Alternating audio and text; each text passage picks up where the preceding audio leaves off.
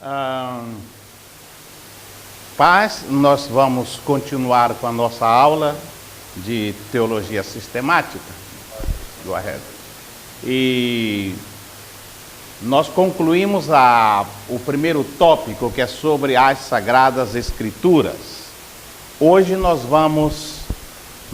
entraríamos no segundo tópico, que é sobre Deus, mas por falha nossa, eu coloquei no HD externo o PowerPoint, e no computador coloquei o da outra aula, do outro tópico, que é sobre a Trindade.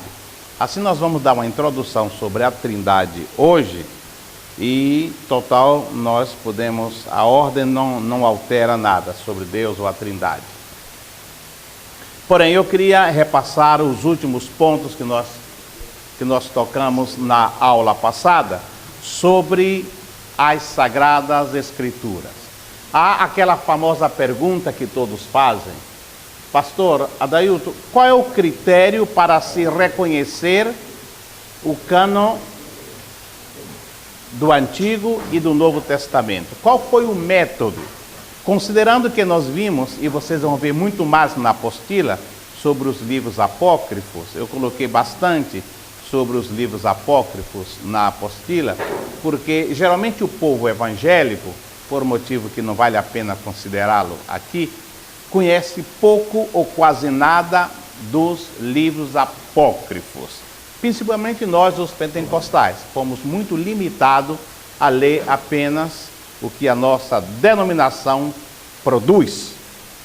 E isso nos alienou um pouco do contexto bíblico, histórico, eclesiástico e teológico como um todo.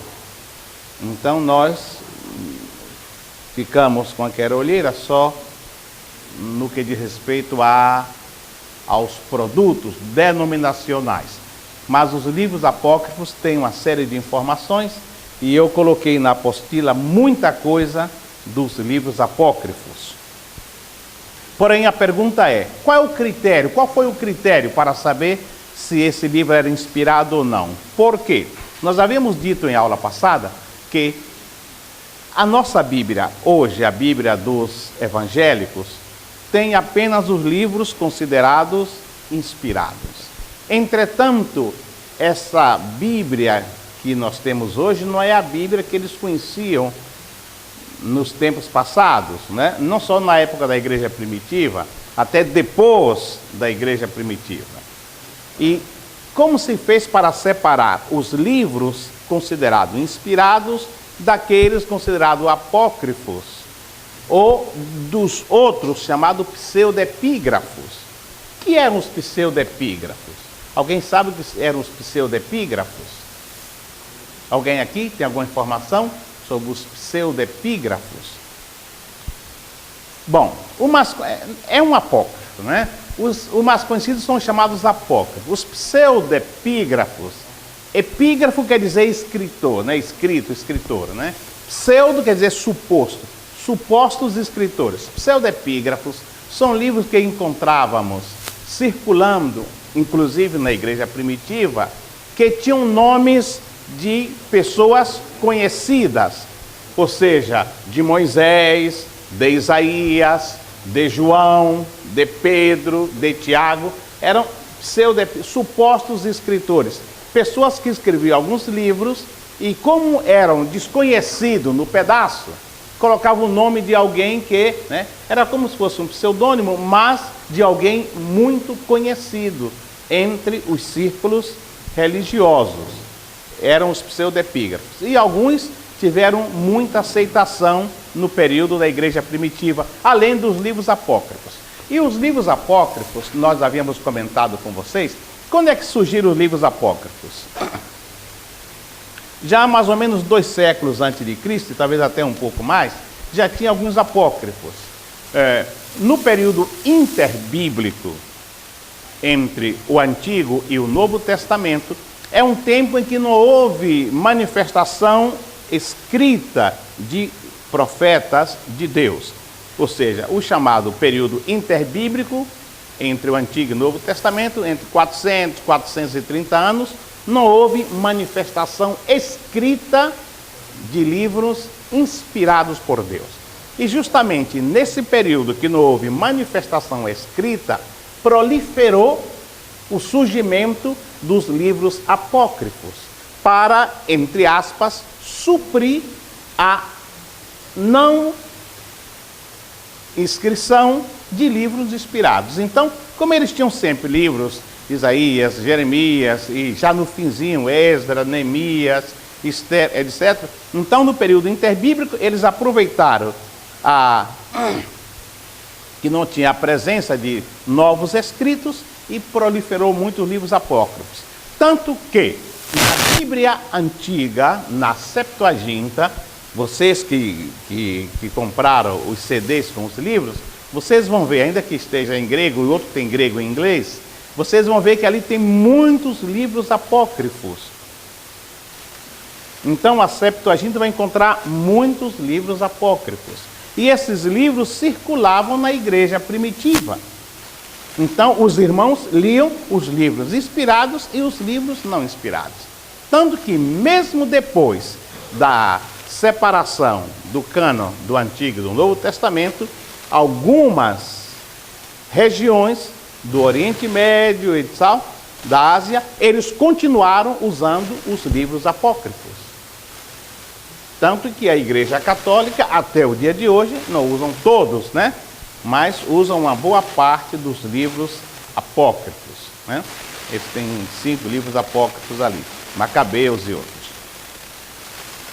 E qual foi o critério, pastor? Você tinha tantos livros apócrifos para saber se esse era inspirado e esse não era inspirado. Nós comentamos na última aula, e antes de entrar no tema novo, é importante que repassemos isso, né? Como saber se um livro era ou não inspirado? Qual era o critério? Qual era o teste, né? Nós comentamos. O teste primeiro, tinha que ser escrito por alguém que ouviu de Deus. E alguém que ouviu de Deus era um profeta. O profeta, por que eu digo escrito por um profeta? Eu coloquei aí secamente escrito por um profeta. O que é um profeta? O profeta, como já explicamos aqui, é o oposto do sacerdote. O sacerdote ouvia dos homens e levava a Deus. Enquanto que o profeta ouvia de Deus e trazia para os homens. O sacerdote tinha uma mensagem de baixo para cima. E o profeta uma mensagem de cima para baixo. Assim sendo, as pessoas ouviam de Deus pela inspiração do Espírito Santo e transmitiam a os seus concidadãos aqui na terra. Então, tinha que ser escrito por alguém que teve acesso direto a Deus pela sua comunhão com Deus. Então, para que esse livro fosse canônico, tinha que ter está mal escrito a palavra dom de profecia, que não é o dom de profecia, tá? Tinha que ter o ofício de profeta. Que a palavra dom de profecia é mal interpretada nos dias de hoje. O dom de profecia não é nem ofício de profeta, nem o ministério de profeta. São duas coisas totalmente distintas. Nós tínhamos o ofício de profeta do Nabi ou Roé, que era o vidente do Antigo Testamento. Nós tivemos o dom de profecia com o advento do Novo Testamento. E temos no Novo Testamento o ministério de profeta, que está em Efésios capítulo 4. E Deus colocou na igreja, Ele deu à igreja apóstolos, profetas, evangelistas, pastores e doutores ou mestres. Esse ministério de profeta não é o ofício de profeta que havia no Antigo Testamento, que termina com João Batista. Também não é o dom de profecia. Alguém que tinha o ofício de profeta, nós conversamos com vocês, que era alguém que poderia ser consultado e deveria ser consultado pelas autoridades. Ninguém tomaria uma decisão importante nos reinos, no governo antigo, sem antes consultar o profeta, o rei, o seu presidente, os senadores, não tinha senador, mas o presidente e tal, o imperador e tal, o rei consultava. Por quê? Porque a nação de Israel tinha um governo, um sistema não democrático, mas teocrático. Governo teo, de Deus, crático, governo. Teocrático quer dizer governo de Deus, por Deus e para Deus. Então as decisões, ainda que eram anunciadas pelo rei, era transmitida por Deus através do profeta. Então,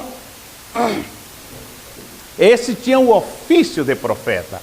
Tanto que havia uma cidade especial para eles morarem, tinha casa especial, quase que não precisava pedir audiência para falar com o rei. Ou seja, era uma pessoa muito importante no reino.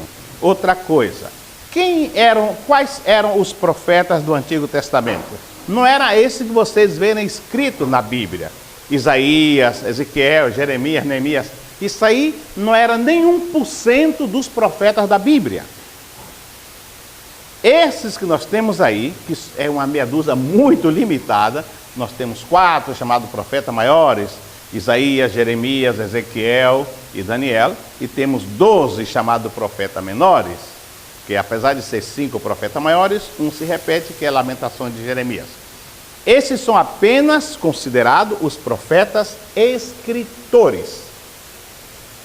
Não eram os únicos. Cada um deles, com ele, tinha 200, 300, 400, 1000, que eram profetas, que estavam profetizando no reino de Israel.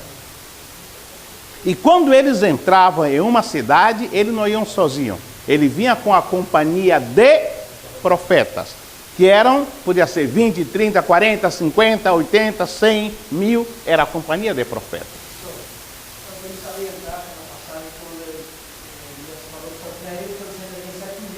Claro, é um exemplo muito bom que ele está citando. Mas não, ainda tem 7.000, mas não havia somente 7.000. 7.000 dos que se mantiveram fiéis. Os outros roeram a corda. Então você vê que havia bastante profetas. Os filhos dos profetas, era muito importante isso. Então, esse profeta era consultado.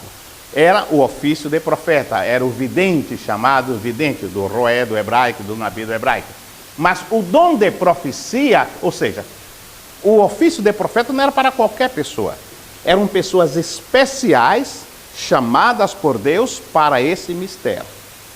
Não era para qualquer pessoa da congregação, ou Kahal, de Israel. Kahal quer dizer congregação de Israel. Então, eram pessoas especiais. Vem o advento do Novo Testamento e surge uma palavra nova, dom de profecia. Já não precisa ter o ofício, não precisa ter um chamado especial. Vamos começar a cobrar, se não chegando atrasado. Um chamado especial, porque o dom de profecia é comum para qualquer pessoa da congregação, não mais kahal, o kajal, né, do hebraico, mas para a eclesia. Ou seja, é diferente. Já o dom de profecia pode ser para qualquer pessoa da congregação. E os que têm o dom de profecia não devem ser consultados como os profetas do Antigo Testamento. Isso nós comentamos em uma aula passada. Isso é muito importante. Erradamente, em nossas igrejas pentecostais, se usa consultar a irmã ou irmão que tem o dom de profecia. Isso é errado, com E maiúsculo. Errado, equivocado, porque o dom de profecia é uma manifestação de Deus, através do Espírito Santo, para uma situação específica, em um lugar específico e uma pessoa específica. Terminou? Acabou. E essa pessoa é uma pessoa comum, não precisa ser diácono, presbítero, não precisa ter nenhum ministério especial na igreja. Foi usado no dom de profecia, em nenhum momento que Deus quis usar. Vou usar a Mariazinha lá, você, o Tião, o Francisco, e pronto. Não idolatrem essas pessoas, que você vai estragar o dom que há neles, porque ele vai começar a se sentir importante. Assim que em nossas queridas igrejas pentecostais, quando anunciam, vai vir o profeta tal, geralmente eu não venho, eu prefiro ir ao cinema. Porque eu gosto muito de cinema. Tem tempo que eu não vou, mas eu gosto muito. Porque essas pessoas, não sei quem os ungiu profeta. Eu creio que existem profetas hoje, mas não com o dom de profecia. Isso aqui é outra história. Então, alguém que tem o dom de profecia se sente profeta e não é profeta. É uma pessoa usada com um dos dons, um dos muitos dons, não sei quantos são, mas um dos muitos dons espirituais. Porque todo dom de Deus é espiritual. Eu não tenho aquela famosa listinha que tem por aí. Então, todo dom de Deus é espiritual. 1 Coríntios 12, Romanos 12, Efésios 4, são dons espirituais, não são dons carnais. Mas nós colocamos nomes diferentes. Esses são dons ministeriais. Esses são dons, esses são... Muito bonita a lista e tal, mas eu ainda não tenho essa lista. Então, o dom de profecia é para qualquer pessoa da congregação, não deve ser consultado. Igual o pregador, ele termina de pregar e faz aquela fila, né? Isso é muito comum aqui no Brasil eu vejo também, né? Como eu estou novo aqui, estou 7 anos aqui no Brasil de volta, fiquei 27 anos lá fora e lá fora é muito comum isso. Todos os países que eu trabalhei é comum. Na Argentina, no Uruguai, Venezuela, El Salvador, lá nos Estados Unidos, todo lugar faz aquela fila, né? Você termina de pregar, pastor brasileiro e tal, aí você prega e tal. Eu me lembro que na América Central, em 94, eu estava em El Salvador. E terminei de pregar ali e tal, a igreja Assembleia de Deus del Camino.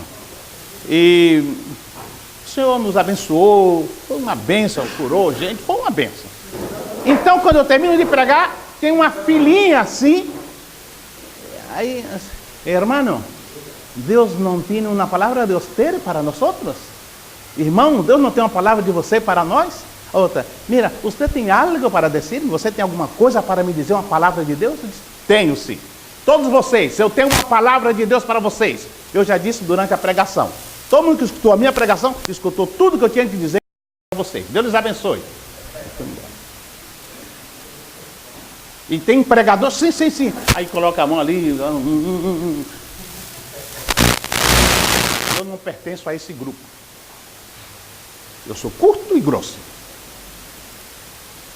Então, você entregou a mensagem. O pastor Alp Bihani, que era um pastor finlandês, ele dava aula no Instituto Americano que eu trabalhei em 77. Eu era pequenininho nessa época, era um garotinho, né? E ele disse uma coisa lá no IBLAI, Instituto Ibero-Americano, era americano-italiano, era de americanos e italianos.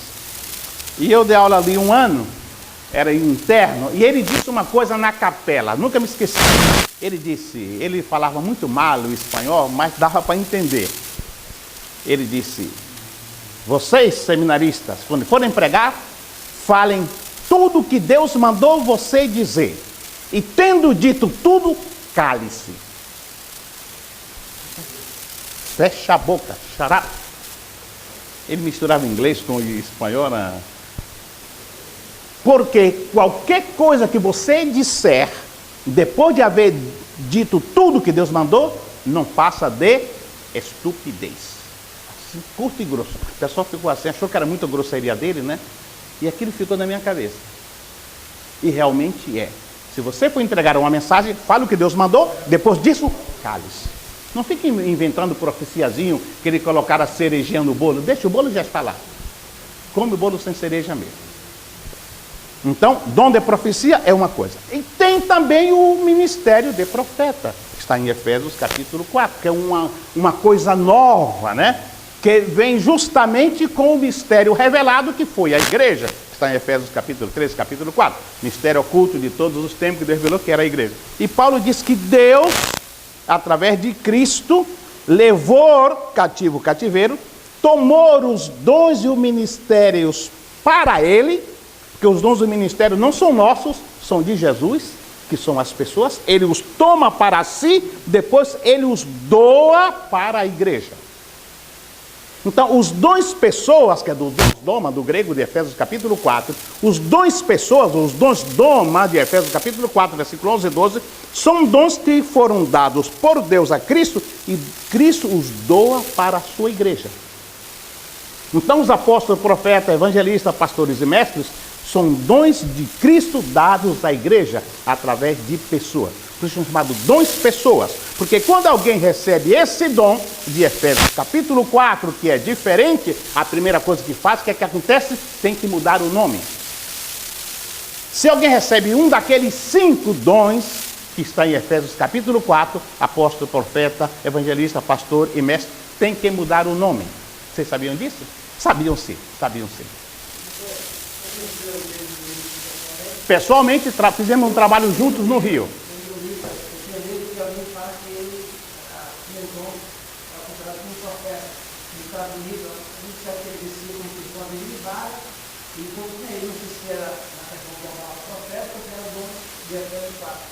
É Efésios 4.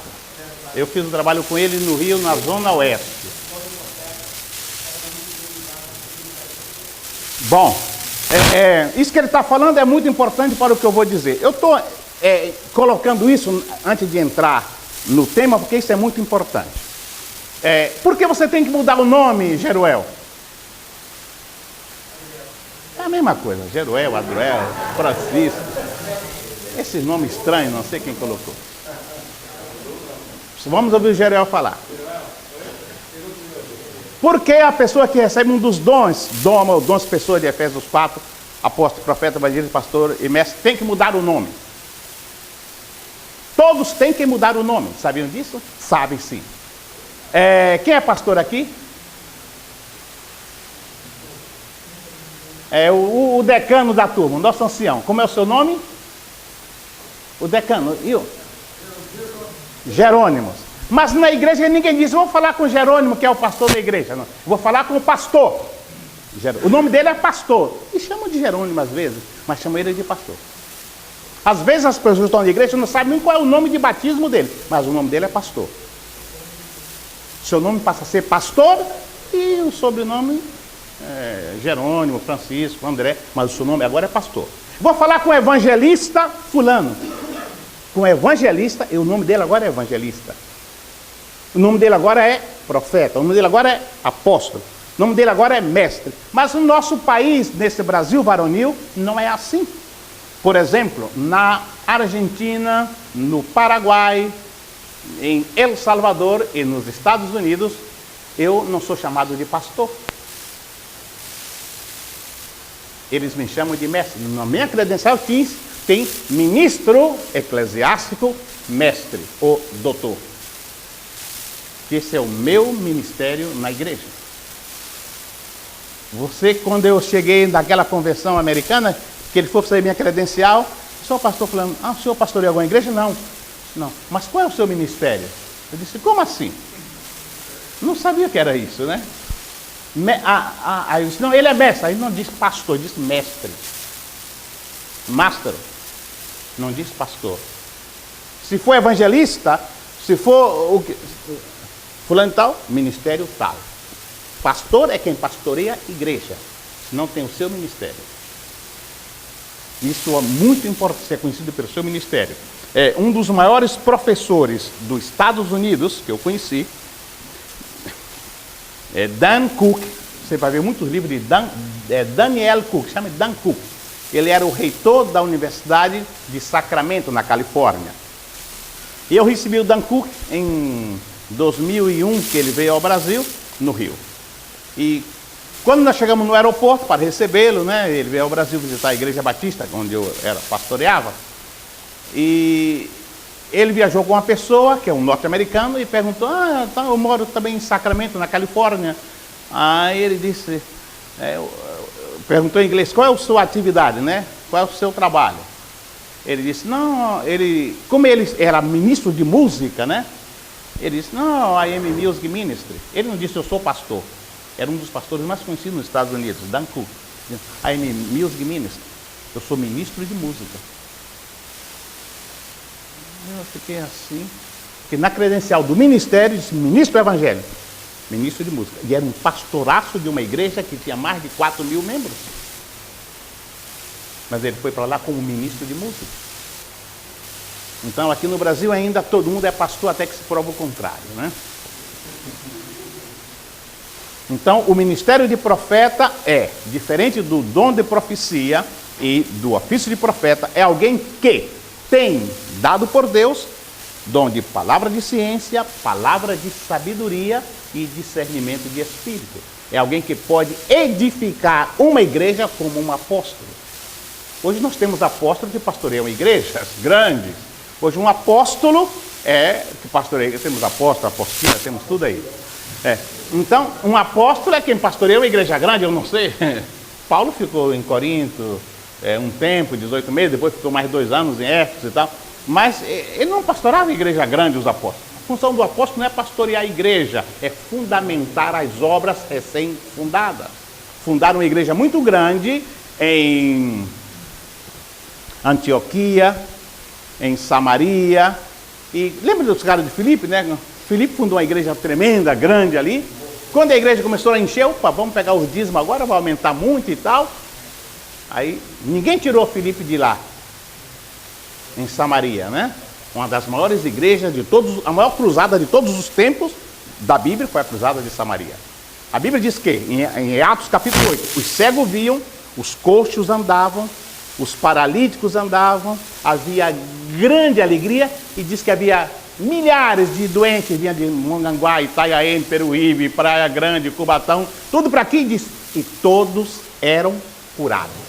E diz mais, e havia grande alegria, e o texto grego diz que havia grande alegria porque o homem de Deus estava naquele lugar. Se fôssemos nós aqui, opa, já tem 40 mil pessoas lá, já tem um mês que ele está lá, é diácono. Filipe era um diácono, né? E morreu sendo diácono. Apesar de serem chamados de evangelista, é a única pessoa na Bíblia chamada de evangelista, mas era diácono. Reuníamos a convenção, irmãos, vamos dar uma credencial de pastor para Francisco ali, porque já são 40 mil pessoas. Se nós não colocamos ele no ministério, ele vai embora e o Dindim vai para outro ministério e tal. Nós olhamos hoje mais o Dindim. Então, não. Quando começou a crescer a obra, o próprio Espírito Santo pegou ele, tirou ele do Pacaembu de Samaria e colocou num deserto. Um deserto empoeirento para falar para uma só pessoa. Não era judeu e pior, era um negro. Era um negro africano, bem negro, que era o tesoureiro mó da rainha de Canaã, ali na África. Somente um homem tirou de milhares de pessoas.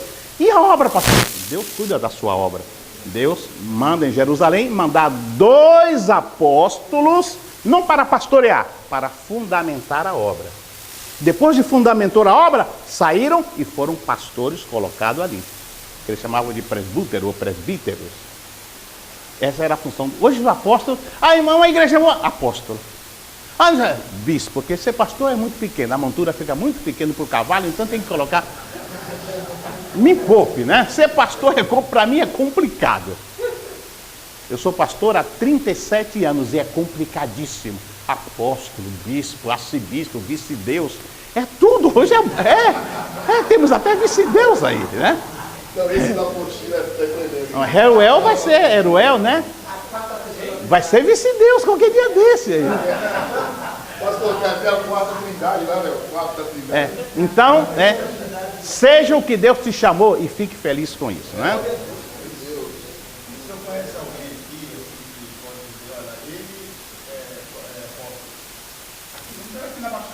Aqui na Baixada, não, nenhum.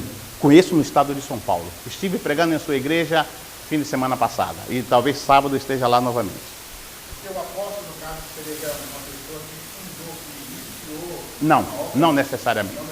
Não. O apóstolo quer dizer enviado ou mensageiro, né? Se usa até o termo angelos, né, do grego, que é anjo e tal.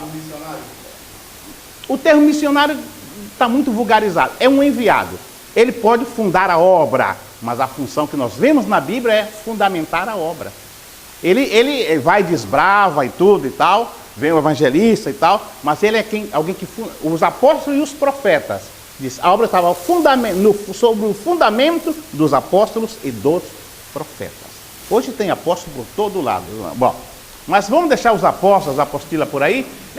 O ministério de profeta, que encontramos em Efésios 4, é algo diferente. Alguém que tem o dom de palavra de ciência, palavra de sabedoria. Não alguém que diz assim, se levanta lá, a ti meu servo, a ti te digo. Eu digo, a mim não diga nada não, porque Eu não quero nem ouvir. Eu não quero nem ouvir. Já vi muita água passar embaixo da ponte, né? Não quero nem ouvir. Esse não é o profeta, esse é profetada, né? Profetada. Então o profeta é um homem equilibrado, não é uma estrela, né? Tivemos um que veio até vestido de Shaolin. Você lembra? Um que veio vestido de Shaolin, colarinho vermelho aqui, colarinho mal. Bem, lá em Brasília, quando eu vou fazer as cruzadas, as câmeras, onde estão as câmeras, a televisão e tal. Geralmente, quase que eu não saí porque eu estava no púlpito. Senão eu ia me embora. Foi terrível, né? Nem conto o resto. Então, o profeta de Deus é uma pessoa humilde, é usado com poder, com autoridade, mas com humildade. Da palavra, porque a profecia hoje não é revelar coisas ocultas, porque as ocultas estão reveladas na palavra. É alguém que consegue ver na palavra o que eu não vejo, o que você não vê. Às vezes eu estou em uma igreja, vou visitar uma obra e, puxa, vai vir o pastor Adailton, autor daquele livro, o homem que escreveu, tem mestrado, doutorado, irado, tudo junto, né? Aí eu estou ali na igreja com todos os meus títulos pendurados na árvore de Natal. Aí tem um irmãozinho lá, pé de chinelo. Irmãos, eu estive vendo aqui o Salmo. É o Salmo, né? O Salmo e tal.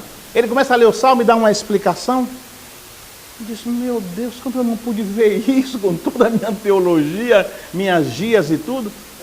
Não pude. E aquele irmão com uma coisa tão simples te explica como que uma coisa vindo sobre ele. Diz, ai meu Deus, como eu não vi isso, quase 20 anos estudando esse Salmo. Olha só como é fácil. Esse é um profeta de Deus. Ele vê as coisas profundas de Deus. Não menosprezeis as coisas pequenas. Eu já falei e repito aqui. Eu aprendi muito mais com alguns que tinham o primário incompleto. Que falava subir para riba, para o mod. Essas pessoas, quando eu pregava, quando eu os ouvia, tremia nas bases. E sentia aquele fogo entrando nas vigílias das favelas do Rio de Janeiro. Hoje você vê cheio de títulos, já chega todo, já liga. Qual é o hotel que eu vou ficar? Qual é o modelo do carro que vai me pegar no aeroporto? Eu ouvi isso. Quantas pessoas tem na igreja? Me poupe, né? Aqui na nossa igreja do Belém, um irmãozinho de uma congregação que assim que abriu, como é que chama? Tancredo Neves, assim que abriu, né? Pastor, eu queria convidar o senhor, mas lá temos tão pouquinha gente, o senhor vem? Eu disse, irmão, que é isso, irmão? Eu sou pastor, eu não sou mercenário nem ator, irmão. O senhor vem? Eu disse, irmão, tem mais de 2 pessoas? Então eu estou lá. Então, hoje nós não queremos ser simples. Sabe por que as pessoas gostavam de Jesus? Porque ele era simples. Era pescador, ele dormia no barco, andava na estrada empoeirada de Sicar. Esse era Jesus e nós queremos ser estrelas. Não, a minha formação, eu tenho o meu bacharel e o meu mestrado, no meu doutorado, a minha tese. A sua tese não vai salvar ninguém. Então seja humilde, estude muito, tenha títulos, mas seja humilde, Deus vai te usar. Muito bem. Então tinha que ser profeta. Os autores humanos não poderiam de forma alguma saber por que tinha que ser profeta. Aí vem a questão, né? Porque os autores humanos que não estavam em comunhão com Deus não podiam saber o que Deus queria dizer. Aí vem a história da palavra inspirada por Deus, né? Deus tinha homens aos quais ele revelava. E se alguém não tivesse essa intimidade com Deus, não podia escrever a Bíblia. Então, eles cuidavam para quê? os escritos fossem de pessoas que tinham íntima comunhão com Deus.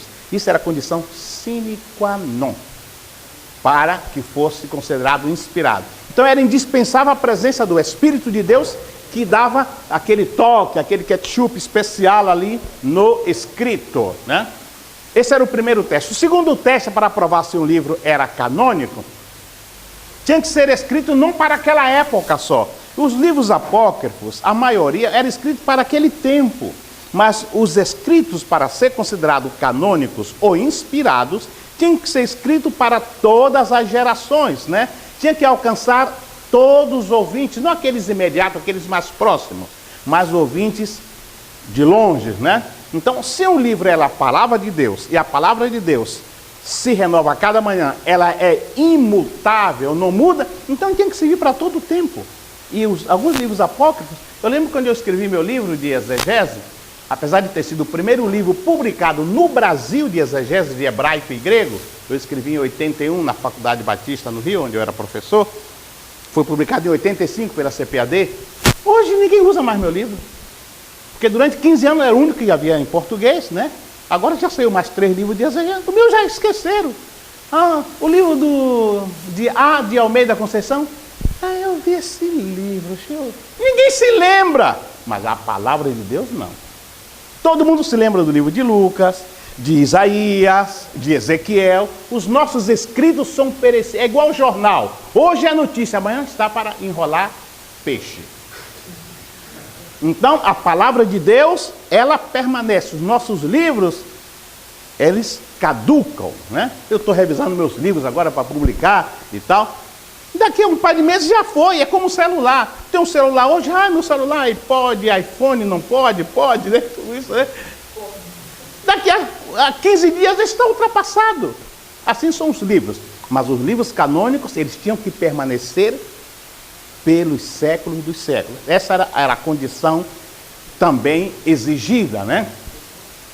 Isso faz com que a Bíblia seja esse livro relevante para todos os povos, para todas as nações, para todas as línguas, né? É um livro que em qualquer país é aceito. Ninguém ultrapassou a Bíblia em publicações, porque é o livro dos livros, o livro para as nações. Ela é chamada a palavra viva de Deus, que foi o próprio Deus que a inspirou, né? E o terceiro e último teste tinha que ser escrito de acordo com as revelações anteriores. O que quer dizer isso?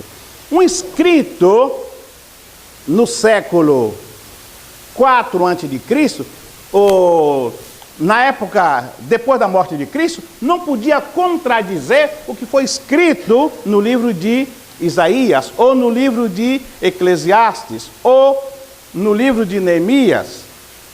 Não podia se contradizer com as revelações anteriores. Por quê?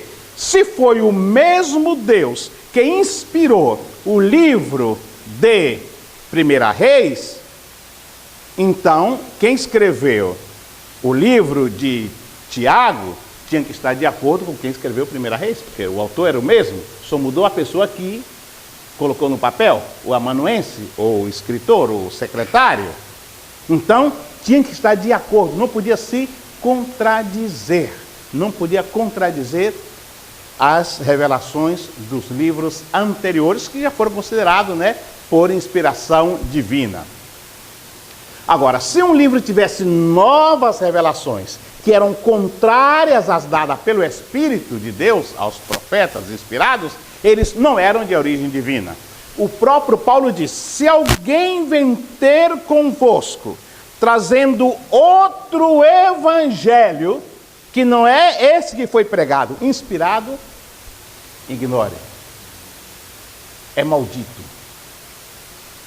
O senhor falou na outra aula sobre a Bíblia revelada, né? O senhor comentou até com a rapaz, que você falou, o princípio era adulto, você é mais adulto que eu. O senhor falou que as Bíblias estão sendo hoje atualizadas para a linguagem atual.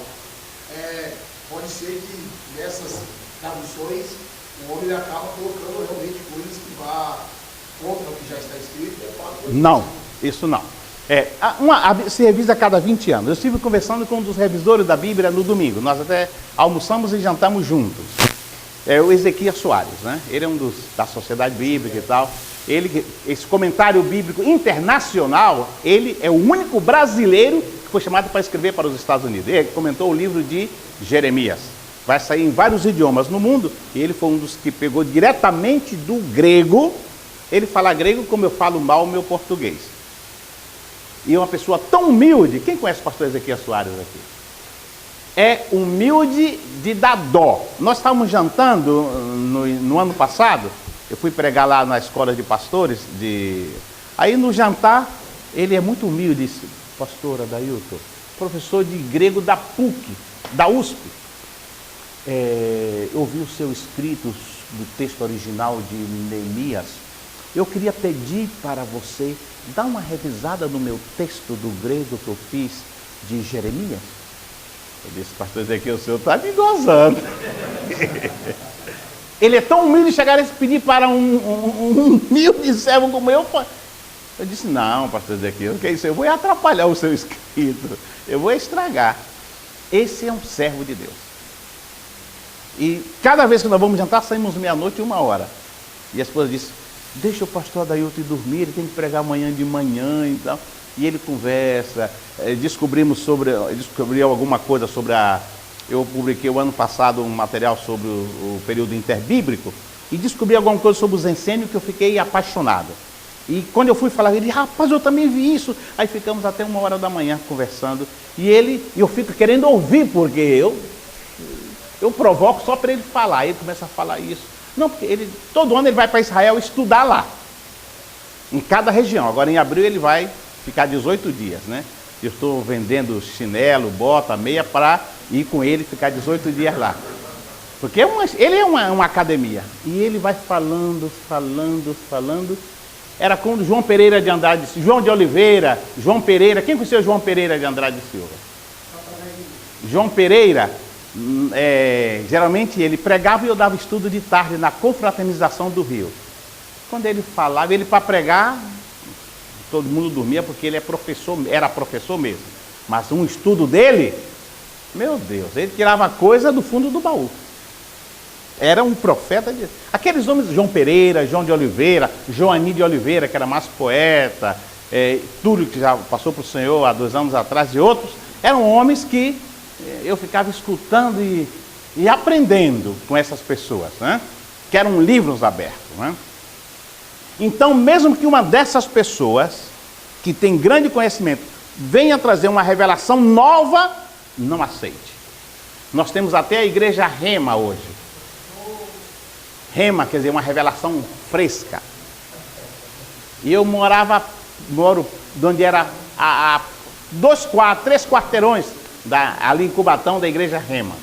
Rema quer dizer revelação fresca, né? Da agora. Não existe revelação fresca da agora. A mais fresca tem quase 2.000 anos, imagina. A não ser que você não tinha freezer antes, então, né? Nordestino, carne de sol e tal. Hã? Foi há 2.000 anos atrás. Eu estava lá. Então, não siga essas revelações frescas. Pelo rádio é muito comum, né? Eu não uso programa evangélico pelo rádio para começar, porque dá calo nos ouvidos. Eu sou muito sensível. Então eu não vejo. Alguns programas de televisão muito menos, né? Que é aquele escândalo, né? Então eles aproveitam o rádio, a televisão para bombardear uma revelação Rema e não sei quando. A revelação está na palavra. Se não estiver de acordo com a palavra, seja quem for, não aceite. A palavra é o parâmetro. É a palavra e pronto. Você vai ser até indigesto. Não seja indigesto às vezes como eu sou para muitos colegas pastores. Mas não aceite se não estiver na palavra. Fala bonito, eu venho aqui, falo bonito. Faça como em Berea, os bereanos. Um momentinho. Aí compara o dito com o escrito. Isso é muito importante. Por isso que vocês estão aqui. Então, essas revelações novas e frescas não tem fundamento, né? E a Bíblia revelada que você falou, colocaram só esse nome assim, né? O Alderi, mas não quer dizer que é uma revelação nova, não. Ele chama Bíblia revelada, ele achou o título bonito, mas não tem nada. Porque a revisão do texto não é feita por uma pessoa. É uma equipe muito grande de quem entende hebraico, grego e aramaico, para revisar. Então, o que existe na Bíblia são os comentários de autores. Os comentários, tenham cuidado que o comentário não é uma continuação da Bíblia. Esse é o grande perigo. É a visão Do autor. Então, eu digo, as minhas apostilas é o meu comentário sobre o assunto. Ou seja, ontem eu fiz uns comentários, hoje eu desfiz alguns que eu coloquei na apostila de vocês, e lembrei outras coisas, fui colocando, coisas que eu tinha em espanhol, fui traduzindo. São notas de aula, minha apostila. Então, coisas novas, revelação, não existe isso. A revelação é a palavra de Deus. Não, isso não está na palavra, mas eu senti do Senhor. Para de sentir. Eu senti de Deus, o negócio de sentir comigo não funciona. É a palavra e pronto. Mas aí alguém me disse, em uma faculdade que eu dou aula, pastor, o senhor é muito bom, nós gostamos disso, mas o senhor é muito radical. Eu disse, eu sou radical? Mas o que eu falei para você, que você achou, está na palavra? Está, pastor. E é uma doutrina errada? Não, pastor. Então eu vou continuar sendo radical até que você me prove que eu estou errado. Siga a palavra, ainda que te chamem de radical. Não seja fanático, que é diferente, né? Mas a palavra, então, essas revelações novas aí, fresca aí, é conversa, né? Então, as verdades de Deus, ela permanece para sempre. E não poderia se contradizer, né?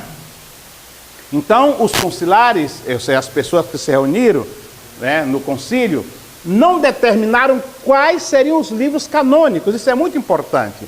Eles simplesmente reconheceram os livros que já eram inspirados e os livros apócrifos ficaram de lado, né? E ao longo da história, o povo de Deus sempre, né, segue o que aconteceu no concílio de Jamnia, né, que separou os canônicos dos não canônicos, ou seja, os inspirados do Espírito e dos outros. Os outros foram chamados espúrios e aceitos pela Igreja Católica. Eu coloquei umas 4 ou 5 páginas a mais sobre os canônicos na apostila, explicando algumas coisas sobre eles com mais detalhes. Bom, agora sim, vamos entrar no tema novo de hoje, né? Alguma pergunta sobre o tema que nós concluímos hoje? Eu dei só uma repassagem. Alguma dúvida? Nós temos um aluno novo começando hoje, é o Francisco. Luiz Francisco, isso. Luiz Roberto está começando hoje, ele congrega. Não, colega numa igreja na idade de Santo André. Igrejinha não tem, igreja. Uma igreja na cidade de Santo André. Isso. Uma igrejinha, não, todas são igreja poderosa de Deus, né? Igreja.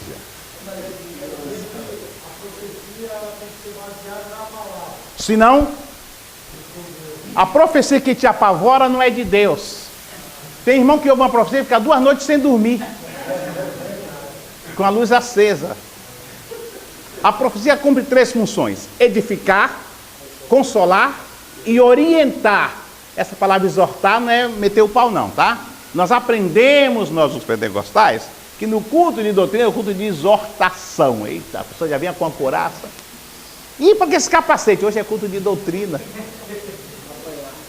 né? Então, nesses cultos de doutrina, era culto para apacentar. Mas eles, em vez de apacentar, estar apacentando, estavam o pau sentando nas pessoas. Mas hoje mudou isso, né? Mudou até demais, né? Hoje, às vezes, até não tem nem palavra, né? Exatamente, né?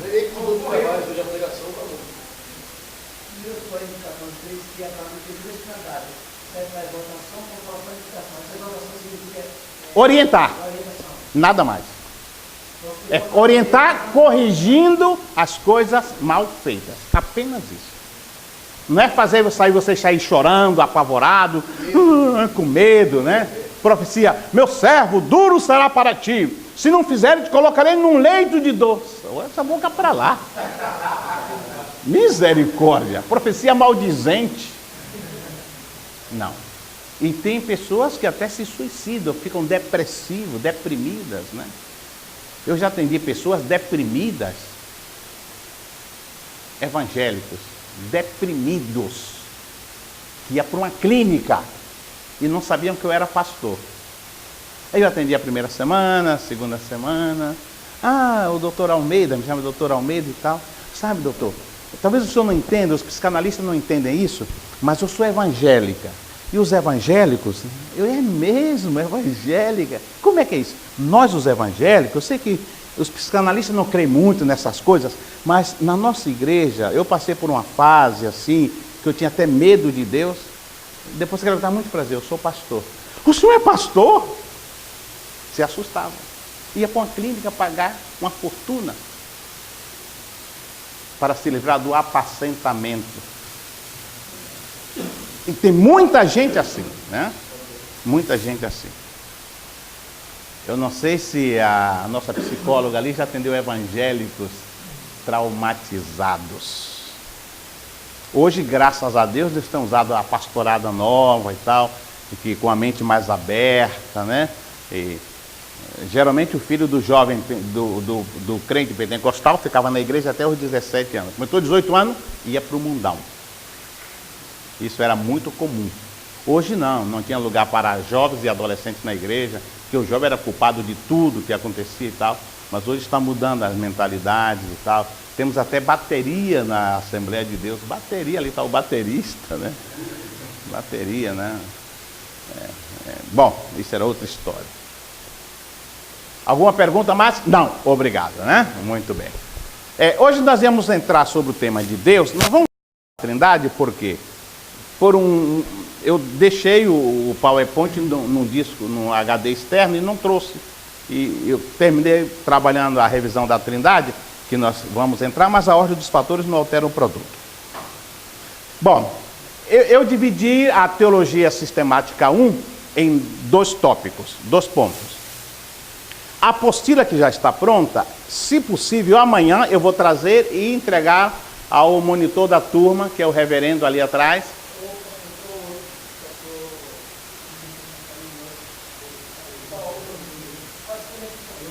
É o reverendo ali, tá. Por exemplo, professor, tem uma pessoa que ele saiu, o Gabriel, eu acho que o carro está... Pode passar por cima mesmo, não é problema não. Não é o meu não, né? Não é a carroça, tem uma carrocinha, não, não é a minha carroça não, é um carro, falou que é um carro, né? O meu é uma carroça. Esse Colo disse que era o meu é uma carroça, o dele é um carro. É um carro. Bom, então eu vou fazer o possível para vir amanhã à noite e trago a apostila e vou deixar a apostila, a primeira parte eu dividi, tem introdução à teologia sistemática, Bíblia ou Sagradas Escrituras e Deus e Trindade. Tem Deus e Trindade. A segunda apostila, essa já está pronta, eu vou somente encadernar, que eu dei aula dessa matéria em outro lugar. Vai entrar antropologia, ou seja, a doutrina, a criação do homem. Isso nós vamos ter, vamos explorar bastante esse ponto aqui. Essa parte nós vamos ter que explorar porque a situação do homem é o motivo pelo qual Jesus veio ao mundo, né? A salvação do homem. E vai entrar angelologia ou o estudo dos anjos. Já está pronto também essa parte. Eu vou só ter que juntar e tirar algumas coisinhas, que vai ficar um pouco mais gorda, talvez 60 e poucas páginas. Mas eu vou dar uma enxugada essa semana. Mas já quinta-feira, talvez vocês já recebam a apostila número 1, a parte 1, que vai ter Escritura, Deus, Trindade. Isso aí vocês vão ter já quinta-feira. A apostila custa... Quando é que estão vendendo a apostila aqui? Eu não sei. 100 ou 200 reais? Eu não sei. 20? Não. Quantas páginas tem? Quantas? Quantas páginas tem essa apostila? Bom, a minha apostila custa 20 reais. Há 5 anos que custa 20 reais. E continua. Se quer, eu aceito dólar, euro, vale transporte, ticket de refeição, tudo isso. Há 5 anos que custa. Ali está um ex-aluno meu do nosso seminário da Faculdade de Cubatão, é o pastor Jerônimo, era R$20 há 2 anos atrás e continua sendo, as nossas apostilas.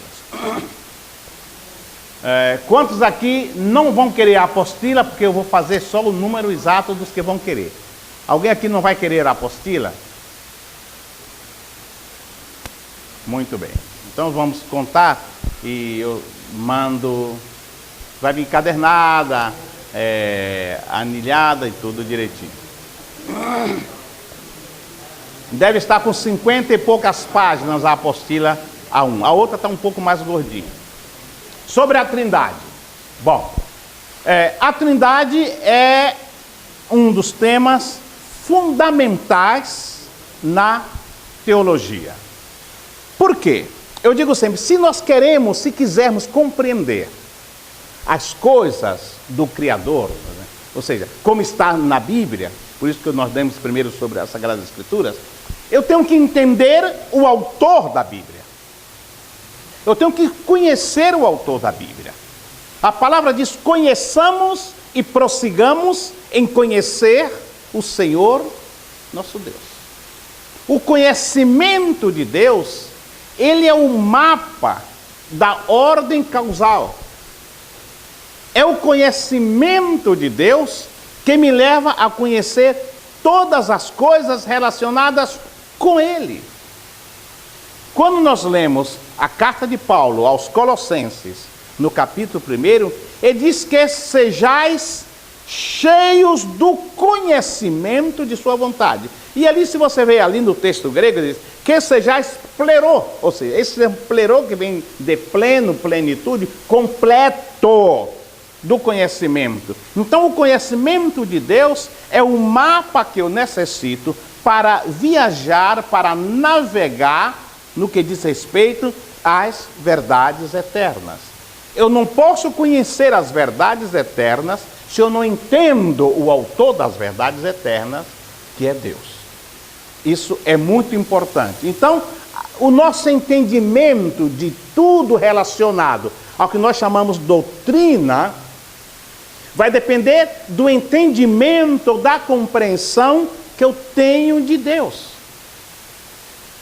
Então eu tenho que compreender a Deus, eu tenho que entender a Deus para saber sobre as doutrinas, principalmente as doutrinas chamadas fundamentais do cristianismo. Isso é muito importante. Então, se nós estamos enganados no que diz respeito à compreensão sobre Deus, nós vamos estar equivocados sobre tudo que diz respeito a Ele.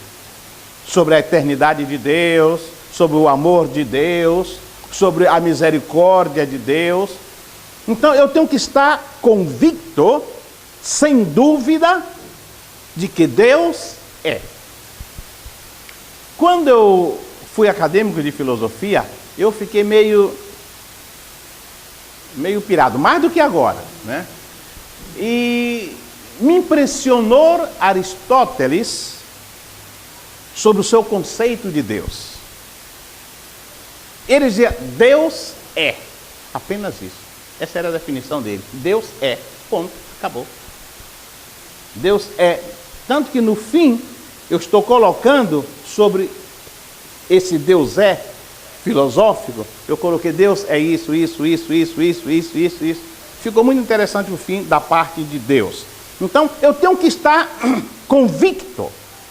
E o grande problema das nossas igrejas evangélicas são fiéis que não conhecem a Deus. Esse é o grande problema que nós temos hoje, que eu me atrevo a dizer que a maioria de muitos crentes não conhecem a Deus.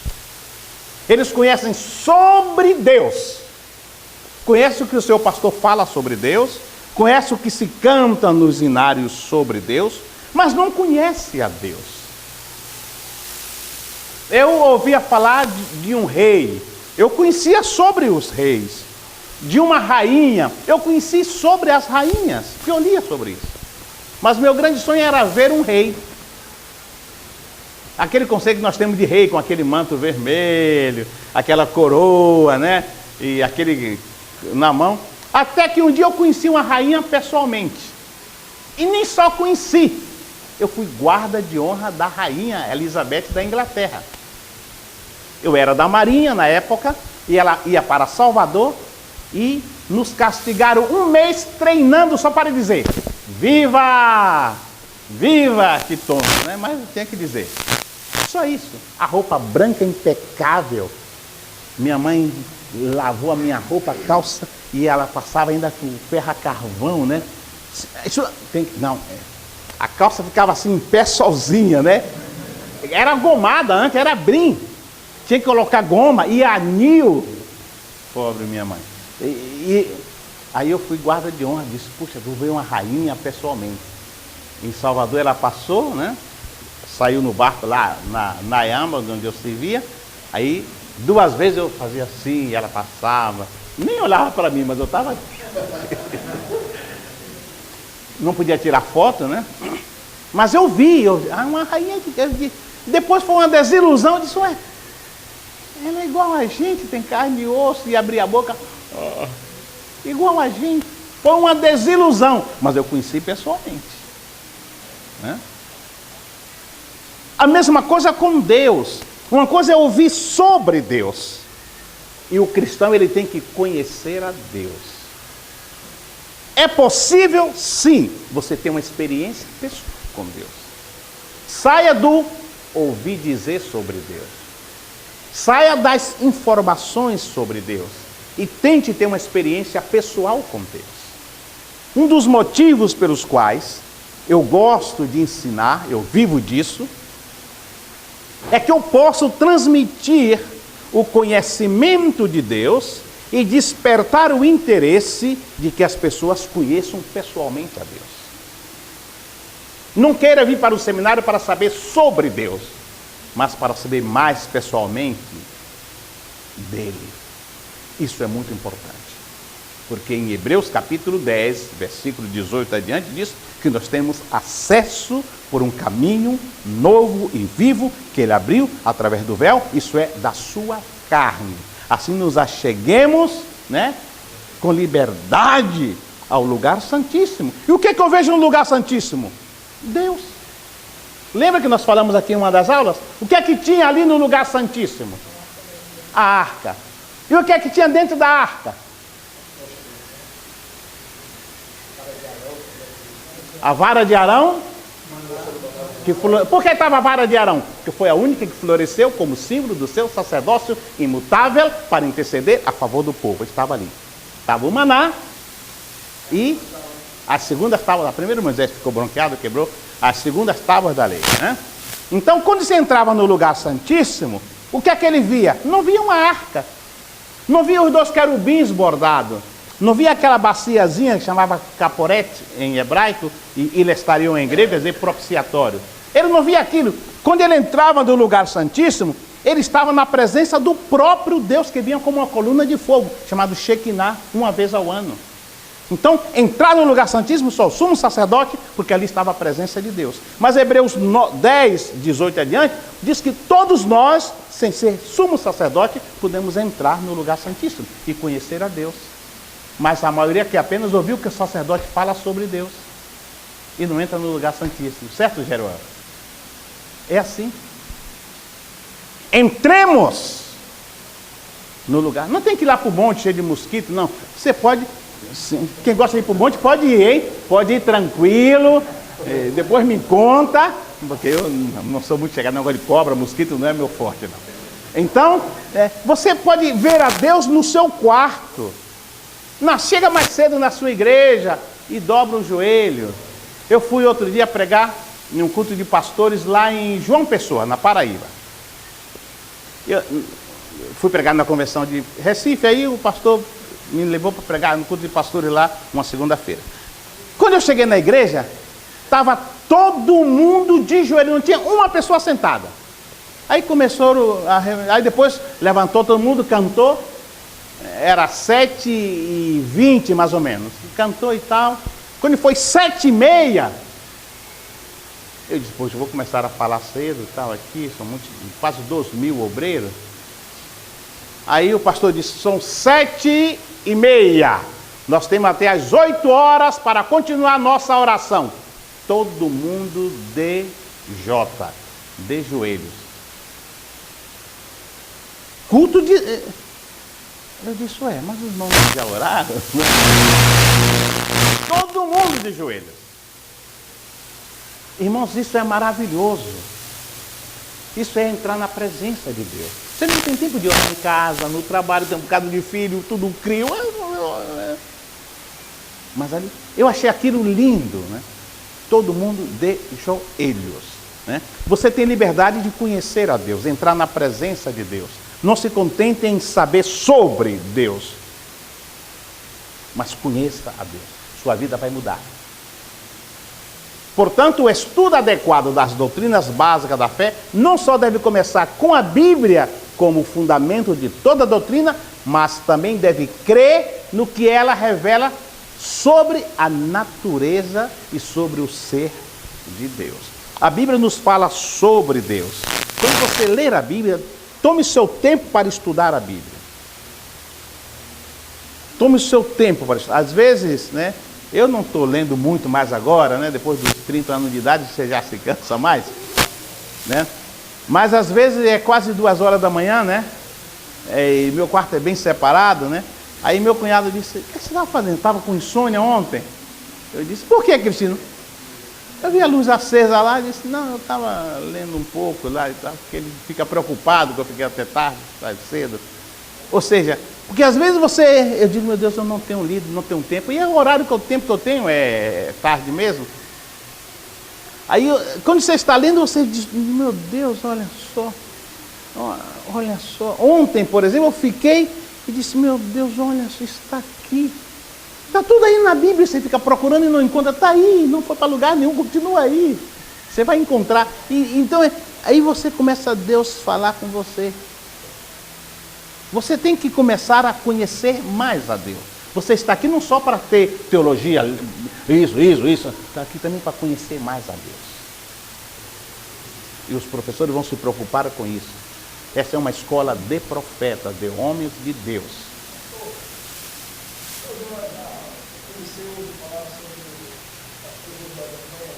Meu amigo, pregamos juntos em Abreu e Lima. Ele prega assim. O culto todo assim. Parece um índio, né? Ele é de Feira de Santana, vice-presidente. E chegou o irmão e perguntou para ele, né? Pastor Josué, qual é o mistério de pregar tanto dessa forma? Ele disse, meu filho, é muito bom, irmão, é muito bom ler a Bíblia, bons livros. Agora, se você ler a Bíblia uma hora, não esqueça de orar 2. Josué, ele é novinho, deve ter o quê? 40 anos. 38, é por aí. Ele parece um índio, né? Nós damos estudo junto na convenção de Abreu e Lima, uns 4 anos atrás, em Pernambuco. Lá que eu o conheci, estava no mesmo hotel. Ele é uma bênção, Ele é o vice-presidente da convenção em Feira de Santana, na Bahia. Então, vamos conhecer a Deus. Eu creio que nós, que vivem na cidade, jovens e adultos, correndo para lá, horário. Quem tem filhos aqui? Muito bem. Quem tem um marido meio cri-cri aqui? Quem tem esposa que também não deixa você ler a Bíblia? É difícil, né? Às vezes o marido não... Você está lendo esse livro novamente, né? E, não, vamos sair, tá? Vamos ver televisão. Às vezes, né, você tem oposição na própria casa, né? E é complicado. Então nós temos que buscar momentos. Eu aconselhei uma irmã lá em Buenos Aires, disse, pastor, eu não tenho um tempo de ler assim a Bíblia em casa, as crianças dizem, não, se tranca no banheiro. Ninguém vai tirar você lá do banheiro. O que é que vai estar passando mal? Não, vai demorar um pouco. E aproveita para orar, chorar lá no banheiro e tal, né? Mas fique a sós com Deus, né? Eu não tenho o nome de vocês, nem estou com a lista de chamada aqui, mas temos poucas mulheres aqui, né? Como é o seu nome, você lá atrás? Talita, né? Eu conheço uma Talita que não é nada gente boa, né? Mas não é o caso dela, né? É a filha do dono de uma empresa onde eu dou consultoria em Cubatão. Ela não é nada gente boa, nó cego que sou. Mas não é o caso dela, ela é filha de Deus. Talita, você mora na cidade, né?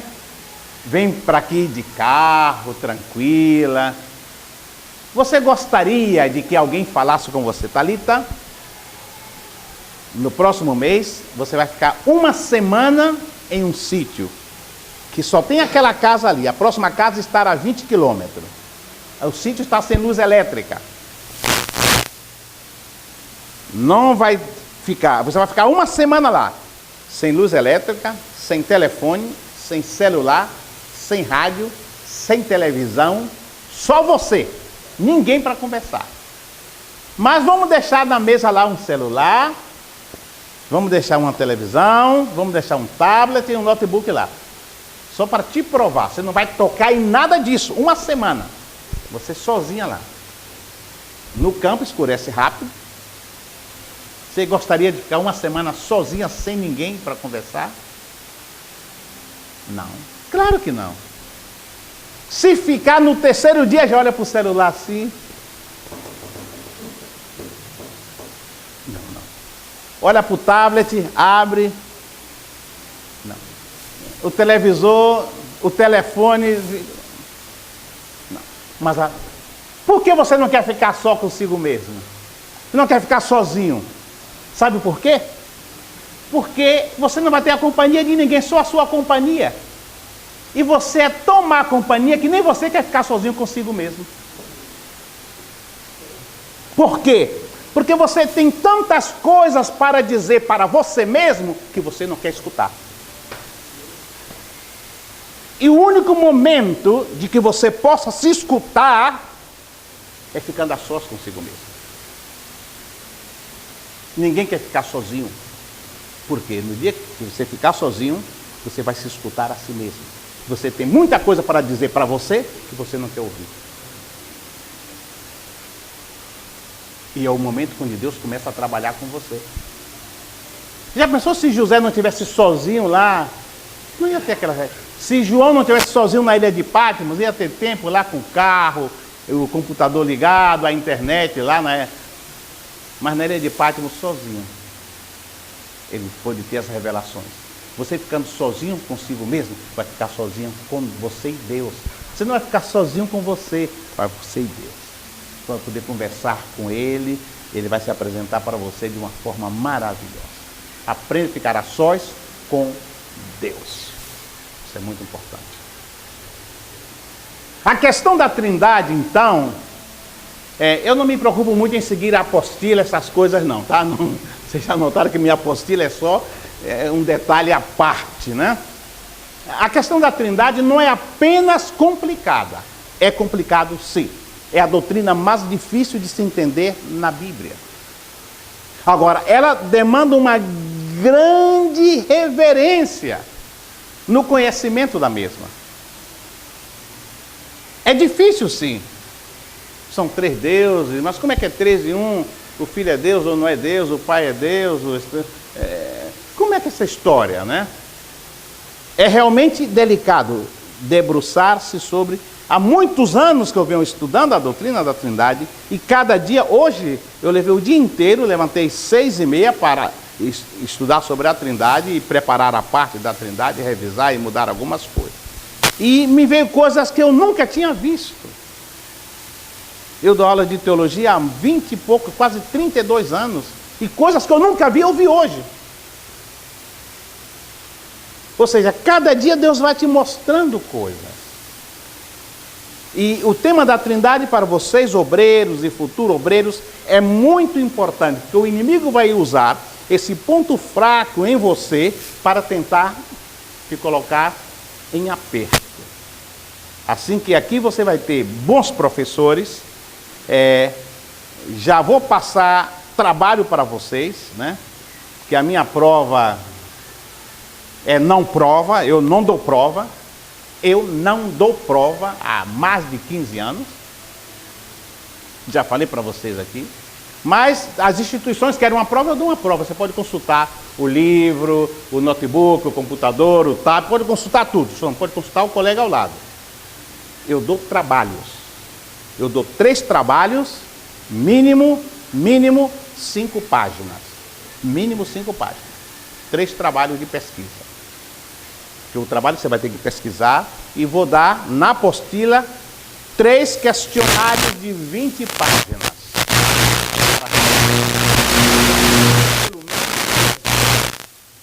Que a resposta número 1 está na página 15, a número 12 está na página 7, a número 13 está na página 42. Assim vocês vão ter que ir e voltar. Porque vocês não têm tempo para estudar, vocês trabalham, vocês têm filho. Então, aqui no seminário, a ideia é fazer vocês pesquisarem a Bíblia. Os professores sabem que vocês não têm tempo, então vão dar trabalho para vocês, que é muito importante pesquisar, investigar, comprar livros, ler. Isso é muito importante.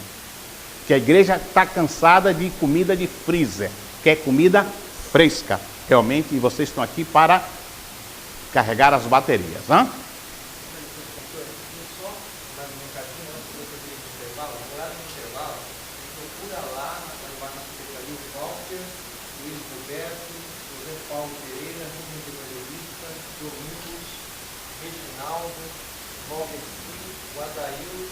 Sou eu.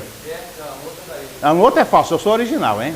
O outro é cópia. O Jefferson, essas pessoas me procuram lá para assinar a documentação, tá? E eu sei que está um pouco calor aí, mas vai estar vindo uma bênção aí do Adriel, né? O ar-condicionado está vindo, né? Eu só preciso de uma pessoa, sabe, um nome de parte elétrica, voluntária, aí, para trazer esse ar-condicionado que está lá e instalar aqui. Entra na lojinha dele lá, para trazer para cá e instalar aqui, para ninguém passar calor. Opa, isso é bom. Tá bom, obrigado. Amém. Bom, então o tema da Trindade é um tema difícil, mas nós vamos estudá-lo, né? A crítica mais normal feita à doutrina da Trindade é elaborada pelas testemunhas de confusão, ou testemunhas de Jeová, né? Eles dizem que essa palavra não se encontra na Bíblia. Mas a palavra salão do reino também não se encontra na Bíblia.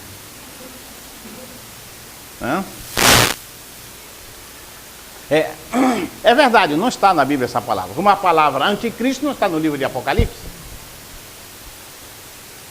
Ela aparece lá em João e tal, mas não está no livro de Apocalipse. Uma coisa é uma palavra não constar ali, mas pode ser demonstrado de diferentes maneiras a existência da Trindade.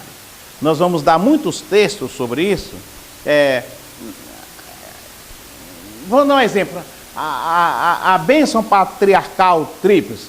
O Senhor te abençoe e te guarde. O Senhor faça sobre ti o Senhor. O Senhor, a tríplice santidade. Santo, santo, santo é o Senhor. Nós encontramos muitas indicações da Trindade. E mais adiante nós vamos falar sobre isso também. Até mesmo nós que somos cristãos, nós temos dificuldade de falar sobre a Trindade, né? Temos dificuldade. Pegue qualquer crente para ele falar sobre a Trindade. Então é um assunto que não desperta interesse, porque muitas pessoas não sabiam como explicar a existência da Trindade, porque começa a surgir perguntas, né? Começa a surgir perguntas. Eu lembro que há muitos anos atrás, quando eu era da Marinha, antes de renunciar, que eu renunciei à Marinha, eu não sou aposentado da Marinha, eu renunciei à Marinha para ser missionário. Tinha um sargento endemoniadíssimo, né? E eu ia levar, tinha meus livros bíblicos e tal, fazia a faculdade presbiteriana na época. E parece que ele era desviado, porque ele sabia muita coisa da Bíblia. Se Deus sabia que o homem ia pecar, por que ele criou o homem? Não sabia que o homem ia pecar? Porque ele criou o homem. Eu disse, isso é fácil de responder. É fácil? Eu disse, é sim. Aí ele chamou a atenção de todo mundo para ver o que é que eu ia dizer. Eu disse, não, é muito fácil. O pecado, não sei se eu falei aqui para vocês, não, o pecado seria uma doença. Então, antes de criar o homem, e Deus sendo presciente, sabendo que o homem iria ficar doente com a enfermidade do pecado, Antes de criar o homem, ele providenciou o medicamento que curaria a enfermidade do homem que ele iria criar e ficaria doente pela enfermidade do pecado. Não, mas está falando de Jesus? Ele veio há 2000 anos atrás? Não é equivocado. Aquilo que eu falei para vocês. Ele morreu na cruz? Não, ele morreu antes de Gênesis 1:1. Aquilo que eu expliquei para vocês. Como? Você não entende de Bíblia? Já vai ensinar para ele. Mas aqui eu fui mostrando a parte da Bíblia, né? Principalmente Apocalipse 13, né? 8. Todos aqueles que adoraram que o nome não estava escrito no livro da vida do Cordeiro, que foi morto antes da fundação do mundo. E tem mais. Não, basta. Aí saiu, né? A Bíblia tem resposta. Então vocês aqui estão para consultar as respostas e se interessar, não pelas coisas mais fáceis, não só apenas arranhar a capa das Escrituras, né? As pessoas, por exemplo, chamam a Jesus de Pai em oração. Olha só o grande erro nosso, a prova da nossa ignorância. Nós oramos e às vezes chamamos a Jesus, já vi pastores já de anos, chamam a Jesus de Pai e pede a Ele em nome dele mesmo. Jesus, dá-me, Senhor, em teu nome, Jesus. Pede a Jesus em nome de Jesus. A ignorância da Trindade. Chama a Jesus de Pai e ora em nome da Trindade. A oração é em nome da Trindade, né? Você invoca a Trindade na oração, né? Outros agradecem o Pai que morreu na cruz pelos nossos pecados. Mas foi o Filho que morreu. Então nós temos uma confusão. Graças ao Pai, graças ao Filho, graças ao Espírito Santo. Não sei, não diga que foi meu aluno, hein? Por favor, hein? Se orar assim. E a expressão, eu peço em nome do Pai, do Filho e do Espírito Santo. Errado. Eu peço ao Pai em nome do Filho. Esse pedir em nome do Pai, do Filho e do Espírito Santo, logo que... Eu estou pedindo a isso, estou pedindo a quem? A um quarto? Ao Jeruel. Porque El quer dizer Deus, né? Glória ao Pai, glória ao Filho. Glória As glorificações é específico na Bíblia. Quem glorifica o Pai é glorificado pelo Filho. E o Filho é glorificado pelo Espírito Santo, né? Através da Bíblia. Ou seja, então a Bíblia é muito definida no que diz respeito à Trindade, né? Então, há até quem agradece ao Espírito Santo por ter morrido na cruz, né? Graças, Espírito, por me salvar. A salvação vem por Jesus, né?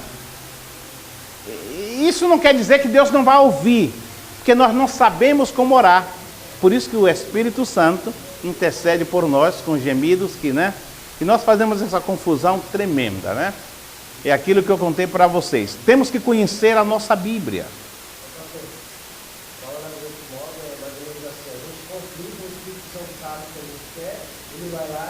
Descomplica.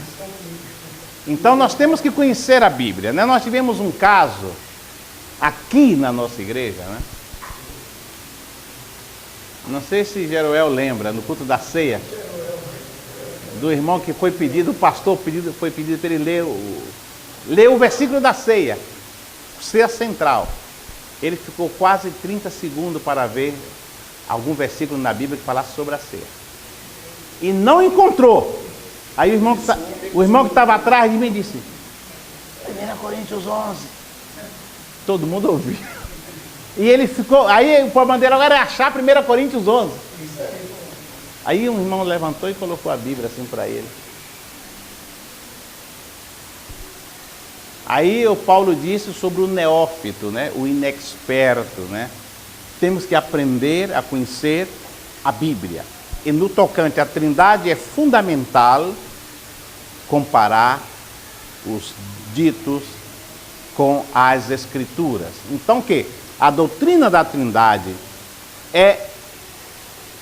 eu digo que é vital na vida cristã, porque é a doutrina de Deus, é a doutrina de Deus. E as negações que nós vemos vêm justamente pela ignorância do que diz a Bíblia a esse respeito, né? Então, Quando falamos sobre a redenção, sobre a salvação, sobre o caminho, tudo isso está relacionado com a forma como entendemos quem é Deus. Deus é um Deus trino. Então, quando eu falo da redenção, da salvação, do novo nascimento, essa minha declaração vai estar embasada nos conhecimentos que eu tenho sobre Deus, sobre o Pai, sobre o Filho, sobre o Espírito Santo. Assim que a correta compreensão da obra redentora vai estar sempre baseada em uma compreensão que eu tenha da divindade, que é não somente de Jesus. Nós enfocamos muito no Filho. Mas a Trindade estará aí. A Trindade estará aí. Nós vemos no Antigo Testamento, eu digo, mas pastor, mas no Antigo Testamento não fala sobre Jesus, sobre o Espírito Santo? Claro que sim. Só que o Antigo Testamento é a parte da Escritura em que a Trindade resolveu manifestar-se com mais evidência através da primeira pessoa. Por isso que nós encontramos no Antigo Testamento: veio a mim a palavra do Senhor dos Exércitos, ou assim diz o Senhor, e disse o Senhor Deus a Moisés, e Deus falou, e a esse o Senhor Deus não está. Por quê? Era o período em que a Trindade se manifestava com mais evidência através da primeira pessoa. Porém, o Filho e o Espírito Santo sempre estiveram presentes. Termina o Antigo Testamento, vem o período dos Evangelhos. E no período dos Evangelhos, não encontramos mais a expressão: veio a minha palavra do Senhor dos Exércitos, e assim disse o Senhor nosso Deus, e Deus lhes disse. Não encontramos nos Evangelhos, mas encontramos: e Jesus, abrindo a sua boca, lhes ensinou por parábola, dizendo, e Jesus disse, e Jesus cruzando lhes disse. Por quê? Era o período, na época dos Evangelhos, em que a Trindade decidiu manifestar-se com mais evidência através da segunda pessoa. O Pai e o Espírito Santo estavam juntos, mas a evidência é para manifestar a segunda pessoa. Jesus morre na cruz e volta para os céus. Aí não encontramos mais a partir de Atos e nas epístolas. E Jesus lhes ensinou dizendo, e Jesus lhe impôs a mão, e Jesus lhes disse. Por quê? Encontramos, e foram cheios do Espírito Santo. E o Espírito Santo lhes disse, apartar Saulo e a Barnabé, e movido pelo Espírito, e foi impedido pelo Espírito. Por quê? A partir do livro de Atos e nas epístolas, é o período em que a Trindade resolveu manifestar-se com mais evidência através da terceira pessoa. Por isso que nós encontramos no Antigo Testamento uma evidência maior da primeira pessoa. A segunda e a terceira estavam presentes, mas o primeiro era mais manifesto. Durante o período dos Evangelhos, encontramos tudo centrado na segunda pessoa, até que ele morre na cruz. Quando ele morre na cruz e ressuscita, encontramos em Atos dos Apóstolos tudo centrado na terceira pessoa, para evidenciar a existência da Trindade. Entenderam até aí?